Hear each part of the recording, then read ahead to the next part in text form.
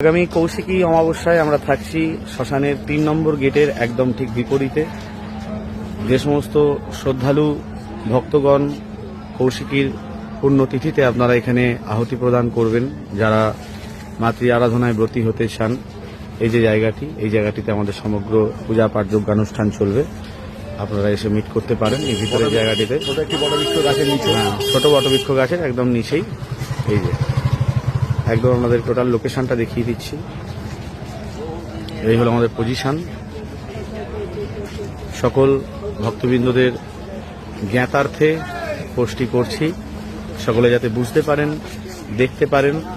শ্মশানের এই হলো রাস্তা, শ্মশানের যে পিছনের রাস্তা অর্থাৎ পাদপদ্মের একদম উল্টো দিকে যে রাস্তাটি দিয়ে ওঠানামা হয়, সেই জায়গার শ্মশানের ৩ নম্বর যে গেটটি আছে, প্রধান গেট, দ্বিতীয় গেট এবং এটি হল